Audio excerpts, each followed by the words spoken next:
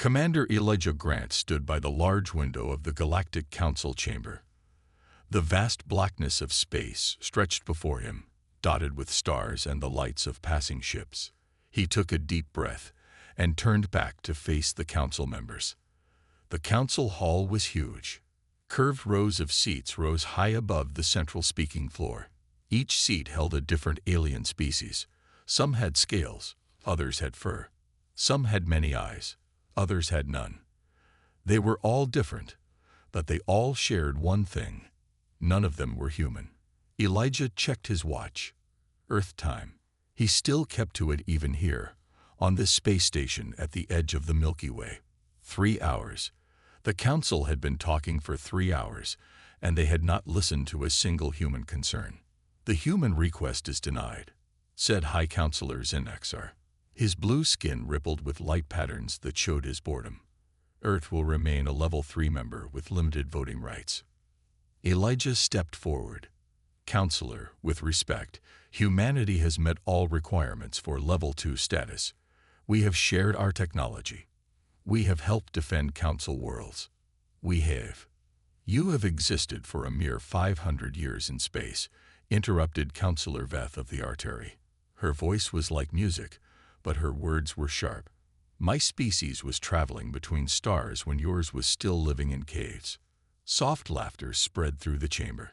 Elijah's face grew warm, but he kept his voice steady. "Age does not equal wisdom, Counselor. If it did, you would listen to our warnings about the Void Swarm." The laughter stopped. The room grew cold. "Again with these imaginary threats," said High Counselor Zinexar. "Your human scientists claim to have detected some kind of hive mind species approaching from the dark space between galaxies. Yet our sensors show nothing." "Because your sensors are not looking for the right signs," said Elijah. "Our deep space arrays have picked up strange gravity patterns. There are gaps in the cosmic background radiation that shouldn't be there. Something is coming." "Enough." The High Counselor's skin flashed bright red. "The Council has reviewed your data and found it lacking. The matter is closed." Elijah looked around the room. 53 species represented. 53 advanced civilizations, and not one of them would listen. He touched the small device in his pocket. A signal went out. In the Earth Embassy below, Alice Davenport would receive it. The evacuation would begin. "Very well," said Elijah. His voice was quiet, but it carried through the now silent room.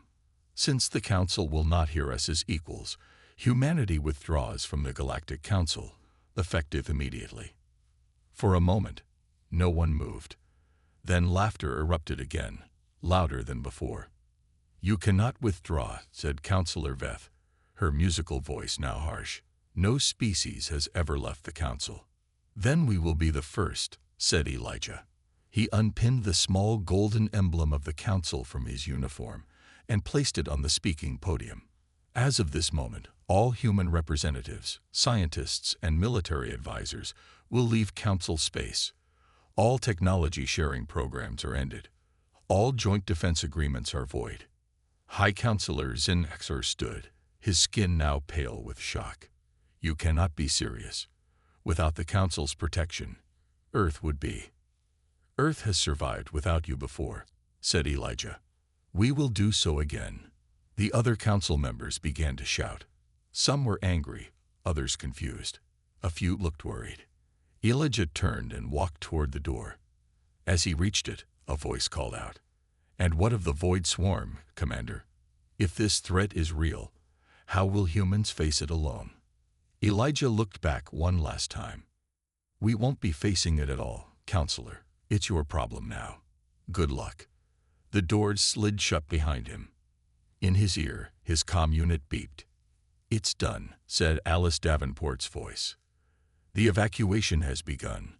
All human ships are breaking orbit." "Good," said Elijah. "Contact Earth. Tell them we're coming home." As he walked toward the human docking bay, he felt lighter than he had in years. The universe was about to change. And this time, humanity would make its own path. Fleet Admiral Alice Davenport stood on the bridge of the Earth flagship Freedom. All around her, Officers worked at their stations, sending orders to the hundreds of human ships now leaving Council space. "Status report," she said. "All embassy staff have been evacuated from the Council station," said her second-in-command. "The last science team just left the Artari homeworld. Military advisors have withdrawn from joint bases." Alice nodded. The exodus was happening faster than she had expected. When Commander Grant had sent the signal, she had been ready. For months, Earth government had prepared for this moment. Ships were in position. People knew what to do. On the main screen, she watched as human ships broke away from Council fleets. Like a school of fish suddenly changing direction, they moved as one toward Earth space. "Call from Earth, Admiral," said the communications officer. The screen changed to show President Steve Harmon. His face was serious. "Admiral Davenport, the Council representatives here on Earth are demanding answers." "Tell them exactly what Commander Grant told them," said Alice. "We're done." The President smiled a little. "Already did. Their ships are preparing to leave orbit. What's your status?" "Phase 1 of the withdrawal is complete," said Alice. "Phase 2 begins now." On a smaller screen, she could see William Clark, Earth's senior diplomat, entering a meeting with Council trade representatives. His job was the hardest, to keep trade routes open while removing human technology from shared systems. "We'll need those trade lines," said the President. "Earth can stand alone, but we don't want our people to suffer." "Clark will handle it," said Alice. "He's good at his job." The President nodded. "And what about Dr. Mitchell on Titan?" Alice switched screens again. On Colony World Titan, Dr. Karen Mitchell was directing a team of scientists. They were packing up labs full of research. "She's removing all our xenobiology research," said Alice. "The Council never paid attention to her findings anyway, especially the ones about the Void Swarm." "Their loss," said the President. "That research may save us all." Alice looked at the star map showing human territory. It was small compared to the vast areas controlled by the older Council species, but it was theirs. "Any response from the Council yet?" she asked. "They're calling it a temporary human tantrum," said the President. "They expect us to come crawling back within a month." Alice laughed. "They really don't understand humans, do they?" "No," said the President. "They never did." On Titan, Karen Mitchell sealed the last container of specimens. Her assistant looked worried. "What will we do without Council resources?" he asked. "What we've always done," said Karen. "Adapt. Survive. Find a way." She looked out the window at the rings of Saturn shining in the distance. "The Council thinks we need them," she said. "But we've been solving our own problems since before we left Earth. We'll solve this one too." Back on the Freedom, Alice received a message from William Clark. "Trade negotiation update. They've agreed to maintain basic trade routes," he reported. "But they're demanding we return all shared technology." "Tell them they can keep the old stuffs," said Alice. "But anything from the last 50 years comes back with us." She turned to her navigation officer. "Set course for Earth. Signal all ships to form up." The Great Fleet moved as one, turning away from Council space. On the view screen, Alice could see the Council station growing smaller. "They're hailing us, Admiral," said the communications officer. "Ignore it," said Alice. "We've said all we need to say." As the human fleet jumped to faster than light speed, Alice thought about the Void Swarm. The Council didn't believe it was coming. They would learn the hard way. But by then, humanity would be ready. "Full speed to Earth," she ordered. "We have work to do." Behind them, the Council worlds continued their normal routines, unaware that the universe had already changed, unaware that the clock was ticking. And somewhere in the darkness between galaxies, something was moving. 3 months after humans left the Galactic Council, the first Void Swarm scout ship appeared exactly where Earth scientists had predicted it would. Council species did not notice it at first. Their scanners were not looking for it. Their patrol ships passed right by it. It was only when a trading vessel disappeared that anyone paid attention. On the council capital world of New Harmony, the emergency meeting room was full.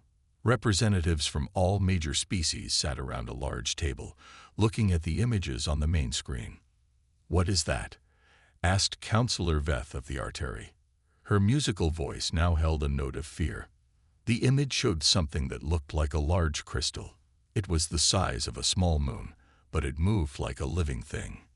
"Unknown," said the council's chief scientist, "but it destroyed the trading vessel with some kind of energy beam we've never seen before." High Councillor Zinher's blue skin had turned almost white. "Where did it come from?" "Deep space," said the scientist, "from the direction the humans warned us about." The room went silent. "Contact the humans," ordered Zinher. "Tell them we need to talk." Meanwhile, on Mars, engineer Frank Miller worked in a large underground facility.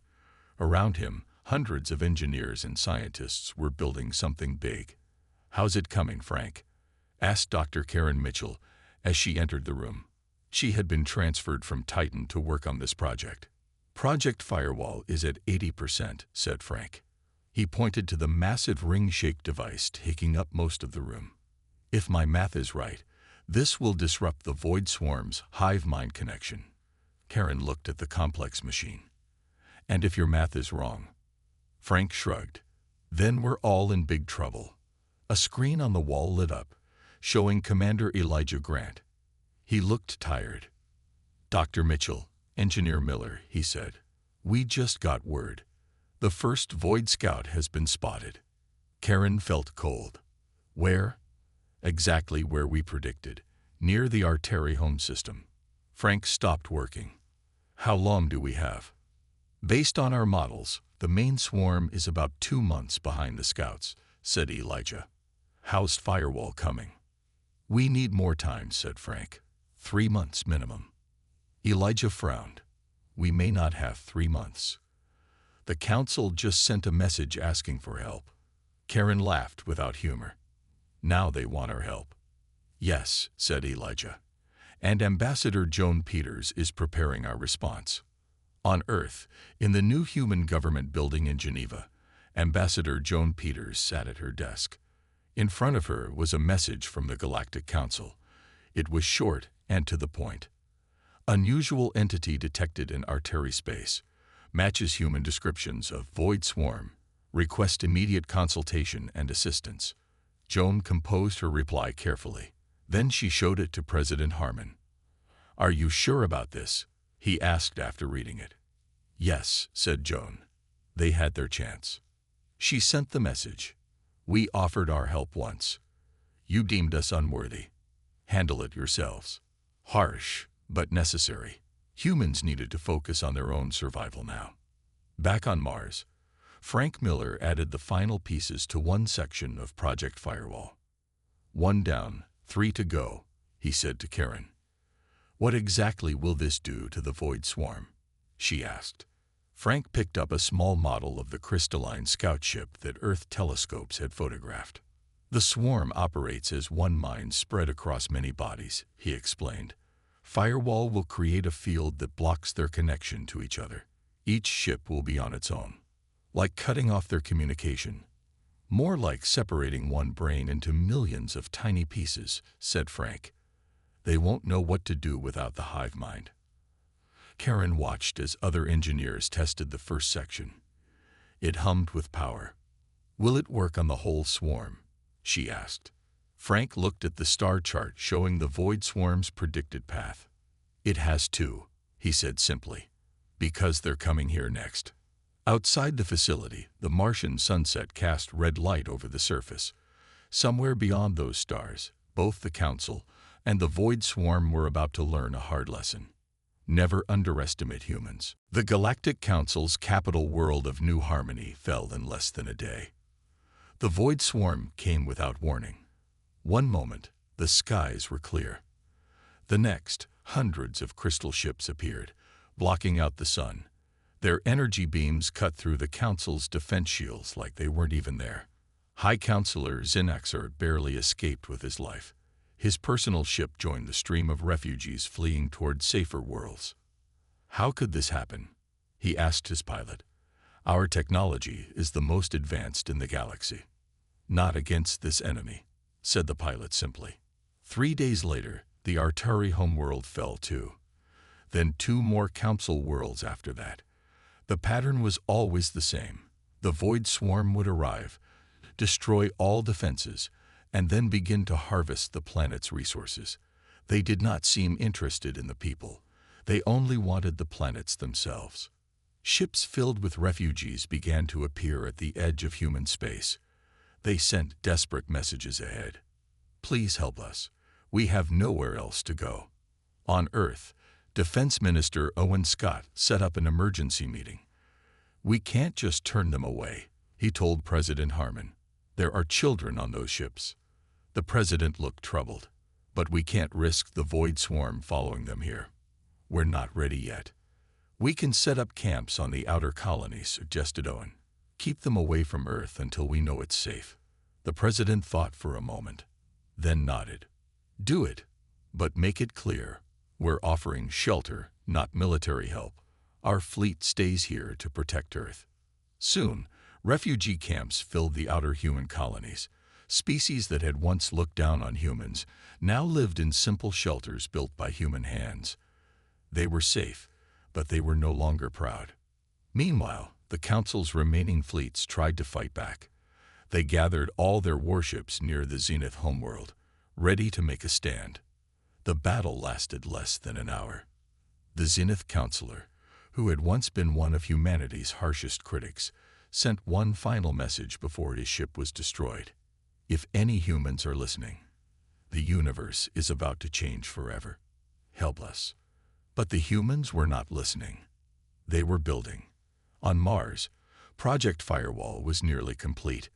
Frank Miller worked day and night, stopping only when he could no longer keep his eyes open. "We're running out of time," said Karen Mitchell as she brought him a cup of coffee. "The outer colonies report void scouts at the edge of our territory." Frank looked at the giant ring structure that now filled the underground facility. "We need 3 more days. Then we can deploy." In orbit around Earth, Admiral Alice Davenport watched as the human fleet grew. Ships that had been hidden in asteroid belts and behind moons now gathered together. 10,000 ships, each equipped with weapons specifically designed to combat the void swarm. "Status report," she ordered. "All ships are armed with the frequency disruptors," said her second-in-command. "Crews are ready. We're just waiting for Firewall to come online." Alice looked at the map showing the void swarm's progress. They had already destroyed 15 council worlds. Millions were dead. Billions were refugees. And they were coming closer each day. "The council is still sending requests for help," said the communications officer.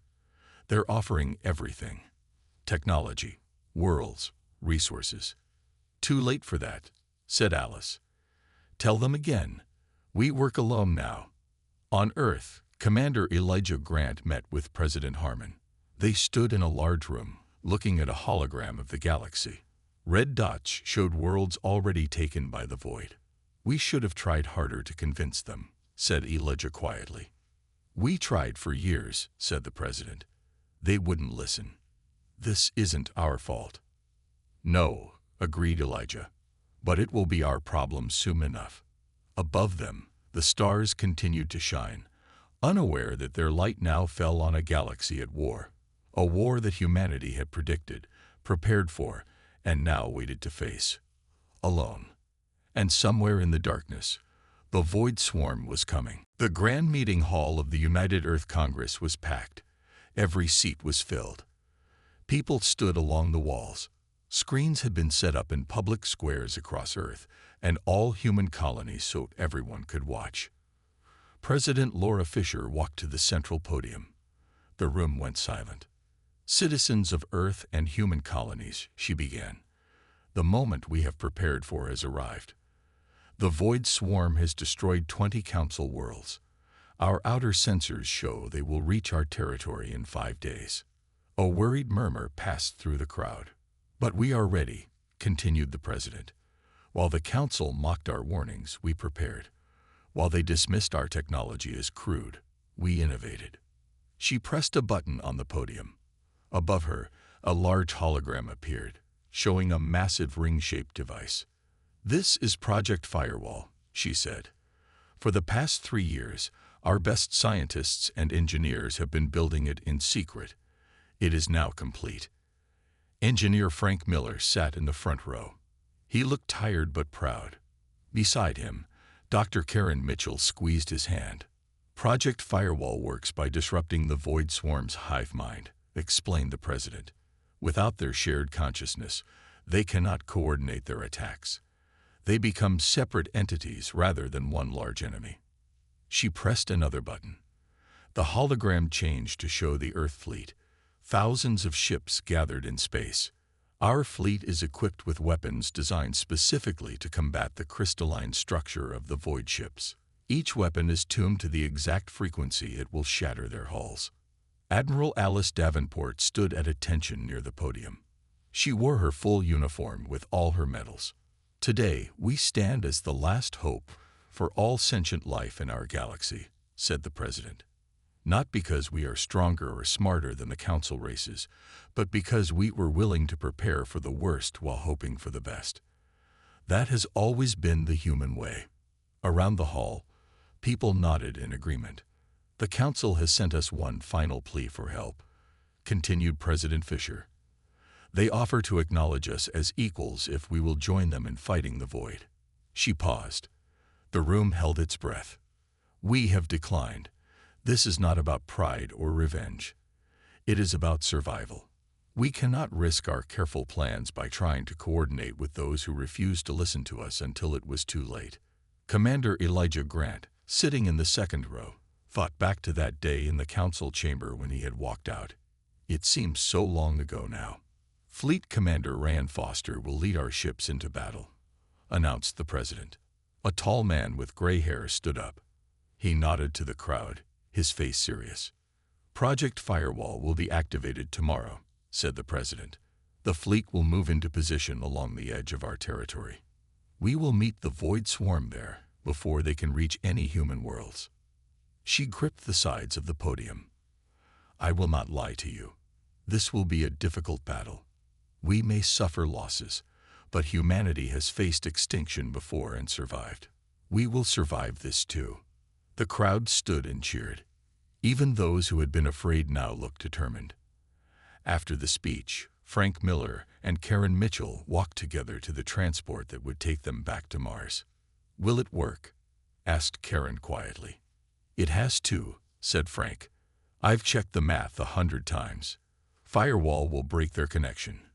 In orbit above Earth, Fleet Commander Rand Foster boarded his flagship. He called all ship captains to a final briefing. "The Council fleet has been destroyed," he told them. "We are the last line of defense for all life in this part of the galaxy, whether they know it or not. Every species now depends on us." He sent a simple message to all ships: "Stand aside. We'll handle this now." As the human fleet prepared to depart, a lone Council ship approached Earth orbit. It carried the last survivors of the Council leadership. High Counselor Zinnaxar watched through the viewports as the massive human fleet moved out from Earth. He had never seen so many ships moving as one. "The universe truly has changed," he whispered. The human fleet met the Void Swarm at the edge of Sol system. Captain Sophia Rogers of the EFS Defiant led the first wave of ships. Her heart beat fast, but her hands were steady on the controls. "All ships, maintain formation," she ordered. "Activate frequency shields." A blue glow surrounded each human ship as the special shields came online. These shields were designed by Dr. Benjamin Ward, who had spent his entire career studying crystal structures like those of the Void Swarm. The Council had once called his work too primitive to consider. Now it might save the galaxy. "Void Swarm detected," said Sophia's second-in-command. 5,000 ships and counting. On the main screen, the Void Swarm came into view. Each ship looked like a giant crystal, sharp-edged and beautiful in a strange way. They moved together perfectly, like a school of fish or a flock of birds. "They're beautiful," whispered someone on the bridge. "They're deadly," corrected Sophia. "Remember what they did to the Council worlds." She opened a channel to all ships. "This is Captain Rogers. Firewall activation in 3 minutes. All ships prepare to engage." On Mars, Frank Miller stood before the controls of Project Firewall. Karen Mitchell and a team of engineers surrounded him. The giant ring structure hummed with power. "All systems ready," said Karen. Frank nodded. "Activating in 3, 2, 1. He pressed the button. A wave of energy shot out from the ring, invisible but powerful. It spread outward faster than light, heading toward the battlefield. In space, Sophia watched her sensors. "Firewall wave approaching," she announced. "All ships hold position." The wave hit the human fleet first, passing through their ships without effect. Then it reached the Void Swarm. The effect was immediate. The perfect formation broke apart. Crystal ships began to move randomly, some crashing into each other. "It's working," shouted Sophia's second-in-command. "They've lost their hive mind connection." "All ships, engage," ordered Sophia. "Target the largest concentrations first." The human fleet moved forward. Their weapons fired, sending focused beams at specific points on the crystal ships. When the beams hit, the crystal cracked and shattered. For the first time, the Void Swarm was being beaten back. But they were not defenseless. Even without their hive mind, individual ships still had weapons. They fired back at the human fleet. The EFS Defiant shook as it was hit. "Damage report," called Sophia. "Shields at 60%. 2 decks damage. 3 crew injured." Sophia gritted her teeth. "Keep firing. We need to push them back." The battle raged for 7 Earth days. Human ships took heavy losses. Of the 10,000 ships that began the fight, only 7,000 remained by the 4th day. But the Void Swarm was losing more. Their perfect coordination was gone. Without the hive mind to guide them, each ship fought alone. On the 5th day, a council ship appeared at the edge of the battlefield. It sent a message to the human fleet. "We offer our remaining ships to join your fight. Together we can defeat the Void." Admiral Alice Davenport, watching the battle from her command center on Earth, received the message. Her response was immediate. "We work alone now. Your job is to evacuate your people and stay out of our way." The council ship retreated. By the 6th day, the tide had turned. The human fleet had pushed the Void Swarm back beyond Pluto's orbit. The swarm was disorganized, each ship fighting for itself. On the 7th day, the remaining Void ships suddenly pulled back. They gathered together in a loose formation, then accelerated away from the solar system. "They're retreating," said Sophia, hardly believing her eyes. "We did it." Cheers erupted across the human fleet. Ships flashed their lights in celebration. Emergency crews rushed to help the damaged vessels. Admiral Davenport's voice came over all channels. "Well done, fleet. Return to Earth. The first battle is over." Sophia leaned back in her chair, exhausted but proud. "The first battle," she repeated to herself. "Not the last." She knew the Void Swarm would return, perhaps with new defenses against Firewall. But for now, humanity had won. They had faced the darkness alone, and they had survived. As the EFS Defiant turned toward Earth, Sophia thought about the council races watching from a distance. They had learned an important lesson today. Never underestimate humans. 6 months after the Void Swarm's retreat, representatives from 27 formerly council species gathered on Earth. The meeting place was not grand or fancy. It was a simple conference room in Geneva, with plain walls and large windows that looked out over the lake. Commander Elijah Grant stood by the door, watching as the aliens entered. Some he recognized from his days at the council. They looked different now. Less proud, more humble. President Laura Fisher welcomed each one personally. She did not remind them of how they had ignored human warnings. She did not mention how humans had saved them all. She simply greeted them as equals. High Counselor Zinxar was the last to enter. His blue skin no longer flashed with bright colors. He looked tired. "Thank you for allowing us to come," he said to Elijah. "Not many would show such kindness after everything." Elijah nodded but said nothing. There was nothing to say. The past was the past. Once everyone was seated, President Fisher stood at the head of the table. "We are here today to discuss the future," she said. "The Void Swarm has been pushed back, but our scientists believe they will return, perhaps in a year, perhaps in 10. We must be ready." The aliens murmured among themselves. Fear was still fresh for them. Their worlds were gone. Their people were scattered across refugee camps. "Humans have proven that we can fight the void," continued the president, "but we cannot do it alone forever. The galaxy must stand together." She gestured to a stack of papers on the table. "This is the Treaty of Earth," she explained. "It outlines a new alliance, not like the old council, but something new. An alliance where all species have equal representation, regardless of their age or technology level." The aliens looked surprised. Many had expected humans to take control, to become the new rulers of the galaxy now that the council was gone.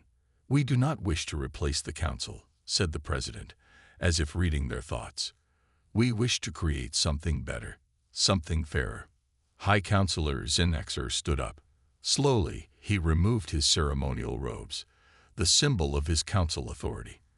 Underneath, he wore a simple garment like any ordinary citizen. "I speak for what remains of the Arteri," he said. "We fail to see your worth, humans. We treated you as lesser beings because you were younger than us. We were wrong." He looked around the room at the other former council members. "The day you left us was the day the universe changed," he said, "and ultimately it changed for the better. Without your departure, without your independent preparation, we would all be gone now." Elijah felt something tight in his chest loosen. This was what he had wanted all along, not victory, not revenge, but understanding. One by one, the representatives came forward to sign the Treaty of Earth. Each signature represented a commitment to work together, to share knowledge, to prepare for the Void's return. Admiral Alice Davenport, standing near a window, spoke quietly to Dr. Karen Mitchell. "Will it work?" she asked. "This new alliance?" Karen smiled. "It has to. We're stronger together than apart." After the last signature was added, President Fisher stood again. "The treaty is signed," she announced. "From this day forward, we are the United Species Alliance, equal partners in the defense of all life." Applause filled the room. Even the usually reserved Zenith representatives joined in. As the meeting ended, Elijah walked to the window. The sun was setting over Geneva, painting the sky in shades of orange and pink. Somewhere out there, beyond the stars, the Void Swarm was regrouping. But they would return to find not a divided galaxy, but a united one. Humanity had never wanted to stand alone. They had simply refused to kneel. Elijah allowed himself a small smile. The universe had changed, and for once, it had changed for the better. In the gardens outside, alien children played alongside human ones. Scientists from a dozen worlds discussed new defense technologies. Military officers shared battle strategies. This was the future, not humans ruling or aliens controlling, but all species working together as equals. The day humans left the Galactic Council was indeed the day the universe changed. But the day they created something new to replace it, that was the day the universe was saved.